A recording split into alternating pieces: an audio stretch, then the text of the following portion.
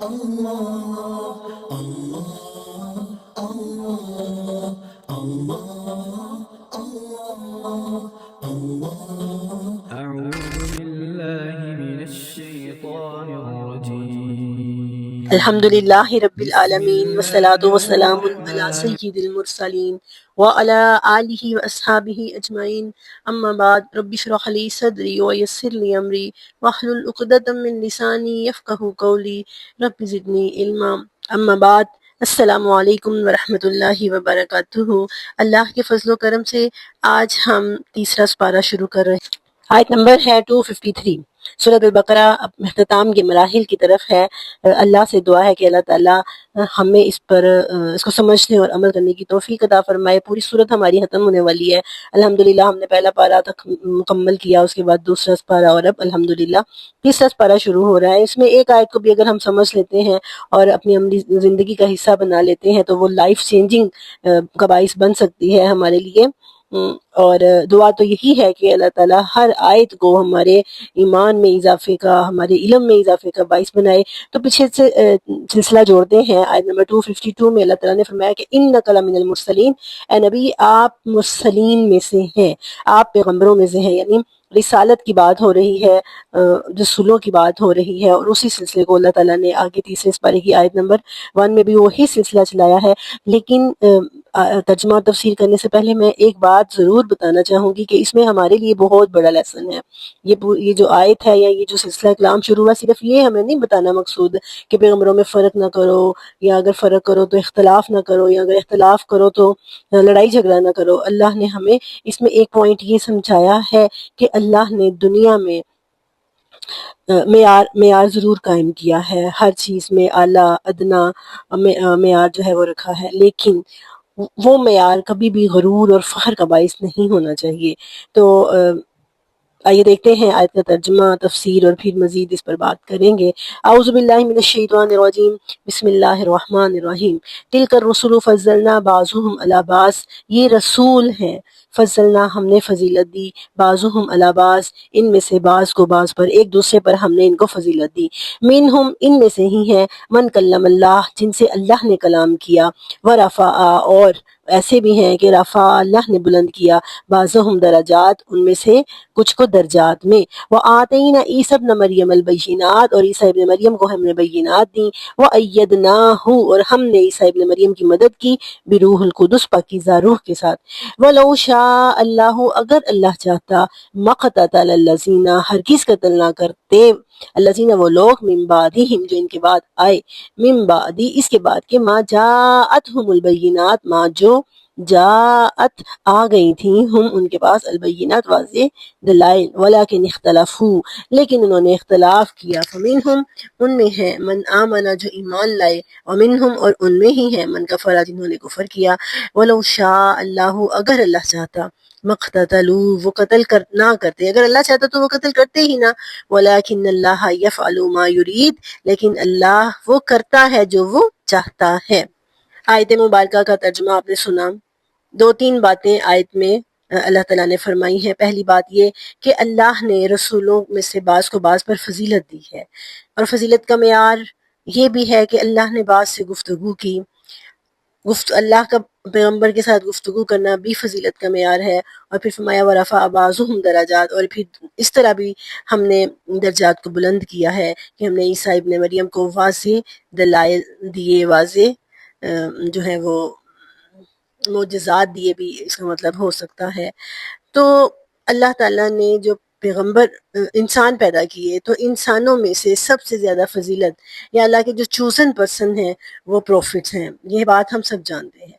اب جو پروفٹس ہیں وہ with the passage of time آئے، جیسے جیسے وقت گزرتا گیا، اور پھر اس وقت کے ان حالات کے مطابق اللہ تعالیٰ نے اس پیغمبر کو معجزات دیے، اور اس کسی پیغمبر کے ساتھ، جیسے حضرت موسیٰ علیہ السلام کے ساتھ اللہ تعالیٰ نے براہ راست گفتگو کی کوہ طور کے اوپر، اور پھر اللہ تعالیٰ نے ان کو معجزات بھی دیے، عصا دیا، ید بیضاء کا روشن ہو جانا، اور پھر عصا کے ذریعے سے معجزات کا ظہور ہونا، سمندر کا پھٹ جانا اور راستے بن جانا، اور پھر وہی عصا جب پتھر پر مارا تو اس سے 12 چشمے نکل آئے، اور پھر ایسے ہی وہ جب اللہ نے چاہا تو وہ اژدہا بن جاتا تھا.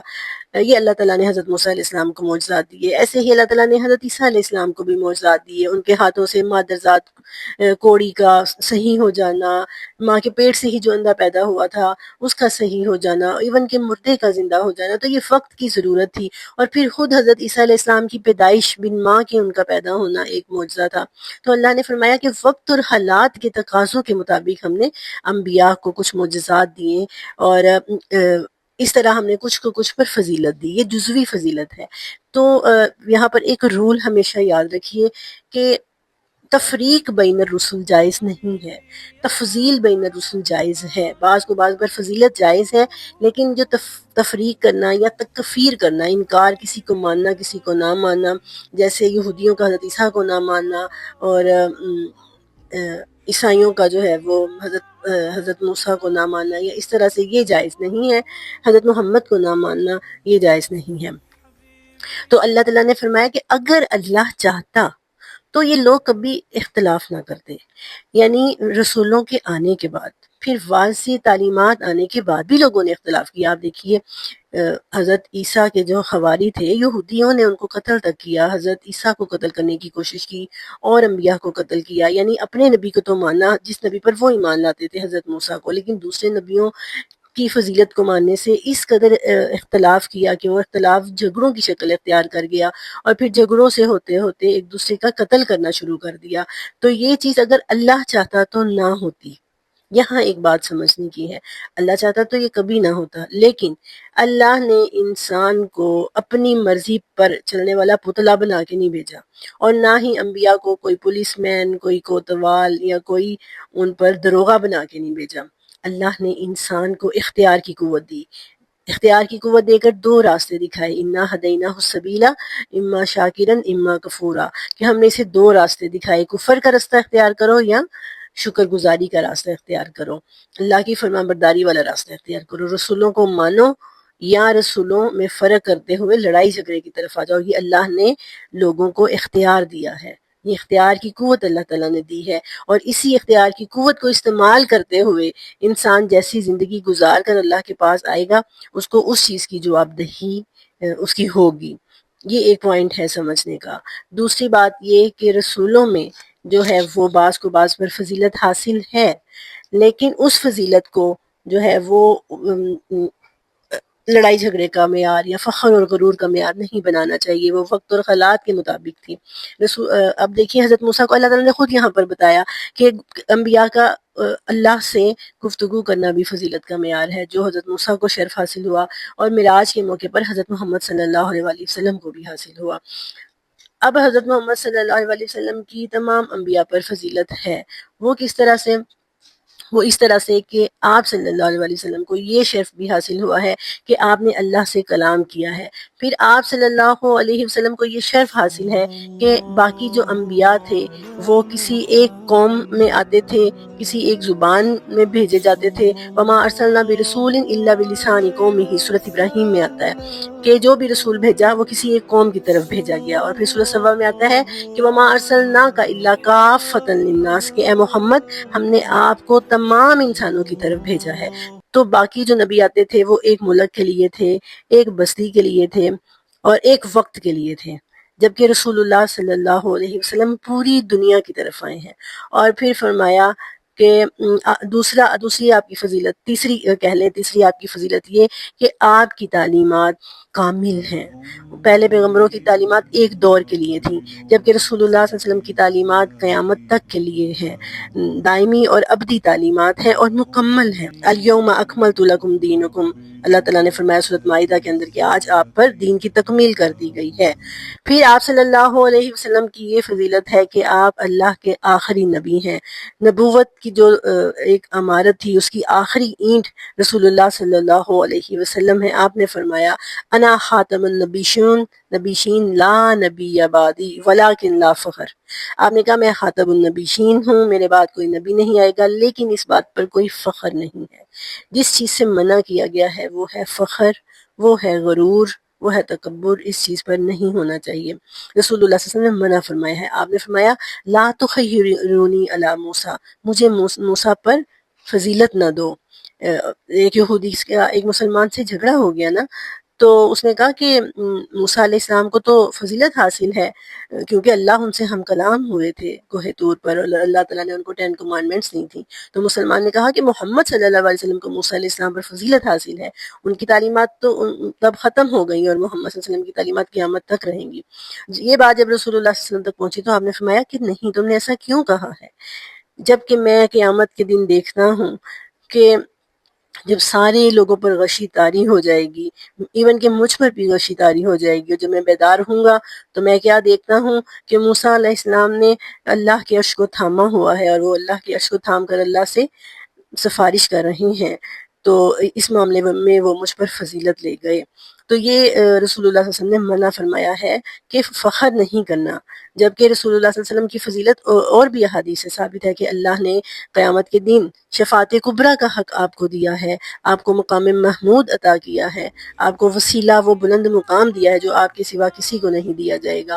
رسول اللہ صلی اللہ علیہ وسلم کی کلی فضیلت تمام انبیاء پر ثابت ہے، لیکن اس کے باوجود اللہ کے رسول نے فخر کرنے سے، غرور اور تکبر کرنے سے منع کیا ہے۔ آپ دیکھیے دنیا میں اختلاف ہے ہر چیز کے اندر، ہر چیز، پتھر ہیں ان میں سے سنگ مرمر کا پتھر بہترین پتھر ہے، اور اس طرح پھل ہیں، پھلوں میں آم کا پھل یا کوئی اور پھل لگا لیں، بہترین پھل ہے، سبزیوں میں کوئی ایک سبزی سب سے بہترین سبزی ہے، رنگوں میں سفید رنگ کو سب سے زیادہ پسند کیا جاتا ہے، اور ایسے ہی اختلاف دنیا میں ہے، مراتب دنیا میں اللہ نے رکھے ہیں، اور ایسے ہی قبیلوں میں کچھ قبیلے زیادہ اشرف ہیں، اور خاندانوں میں کچھ خاندان زیادہ اللہ تعالیٰ نے باعزت بنائے ہیں، لیکن اللہ تعالیٰ نے جس چیز سے منع کیا ہے وہ کیا ہے، وہ یہ ہے کہ کسی کو حقیر نہیں جاننا، کسی کو کمتر نہیں سمجھنا اس اختلاف کی وجہ سے جو اللہ نے پیدا کیا ہے، اور پھر اختلاف رائے دوسرے کی مانو،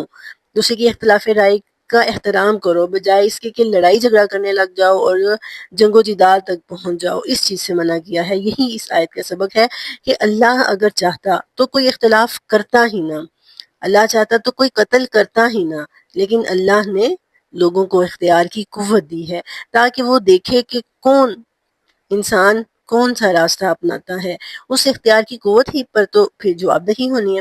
اختیار کی قوت ہی نہ ہوتی تو پھر جواب دہی کیا ہوتی؟ لوگ کہتے ہیں اللہ تعالیٰ جس راستے پہ تو نے چلایا ہے ہم چل پڑے، ہمیں کیا پتہ۔ لیکن اب یہاں پہ تو اللہ تعالیٰ نے کہا کہ دیکھو، خود سوچو، پھر اللہ تعالیٰ جو جس راستے پر چلتا ہے وہ اس راستے کے اسباب بھی اس کو مہیا کر دیتا ہے۔ اسی کو اللہ کی مشیت کہتے ہیں۔ اللہ کی مرضی، اللہ کی رضا اور چیز ہے، اللہ کی مشیت اور چیز ہے۔ اللہ نے انسان کو با اختیار بنا کے بھیجا ہے۔